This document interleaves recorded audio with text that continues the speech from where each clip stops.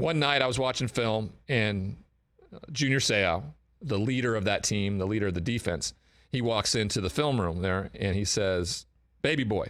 That's what was my nickname from Junior. Tyrese. I liked it. I mean, I thought it was pretty cool that one of the greatest players of all time in NFL history, had "Baby boy." We're not going to tape you up this week, but you're gonna take the defense out to dinner. And I said, well, I can't spend the time away. I gotta watch film here. Here's my credit card.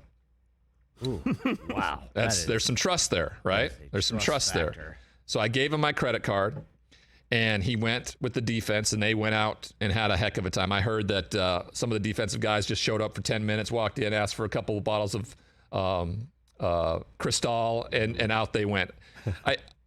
I think the bill ultimately was around $5,000 or just above that. That's not too bad. Wow, I thought it was going to be way higher.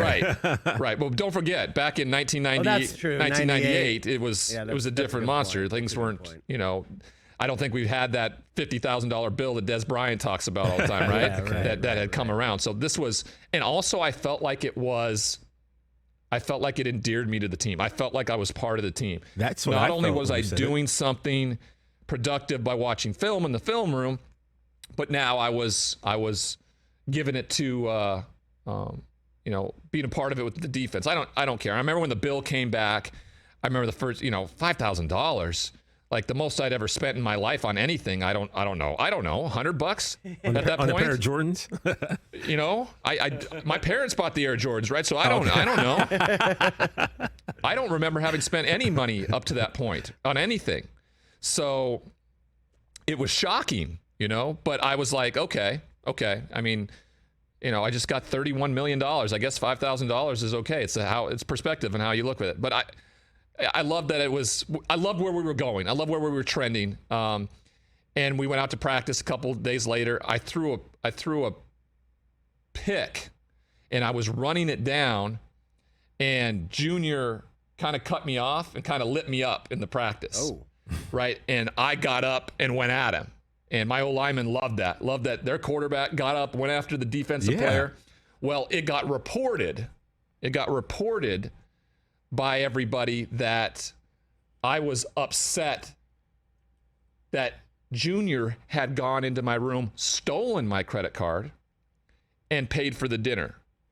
That was the story that the Union Tribune went, and that I went and complained to management. Oh, geez. And this story hung in the air forever, and I never commented on it because I just thought it was so foolish.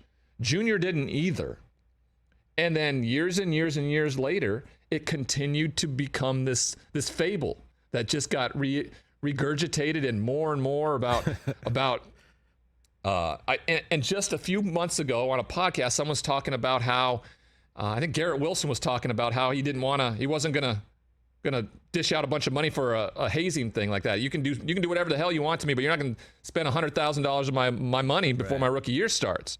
And so they brought up the Junior Seau Ryan Leaf story, and they said, yeah, it can totally backfire. Like Junior Seau stole Ryan Leaf's credit card, and Ryan was so pissed he went to management and then went after him in practice.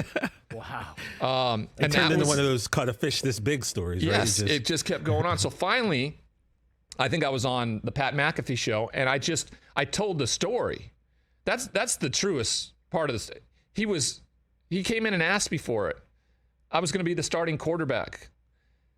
They went out and spent it on the defense. That was it. There's no story to it. But I think because of how I imploded, the chaos that ensued with me, I think it just became this bigger story. The fable of my first training camp. Yeah, I just found an article from 2013 that has a former Chargers exec telling SI the year before about how Junior had taken your credit card and you complained to Bobby Beathard, and then Junior lit you up in practice as a way of saying, like, don't go to management. Yeah. So that rumor has been going around for a long time. I mean, that's like, 15 years after it supposedly happened? Yeah. That's so interesting. Well, it's the same thing. It's like Bill Polian going on the radio talking about the draft experience with me and saying that I showed up to the meeting and said, I won't be at the minicamp days because I'll be in Vegas with my buddies. Right. That was a story that we had long heard. Right, and I just couldn't. I mean, things get this fish was this big, this big. Telephone, man. You know, it's crazy. It's crazy what camp looks like. Hard Knocks didn't exist. Wow, what if Hard Knocks would have existed that year with us in that first training camp? It would have been pretty boring, to be honest with you.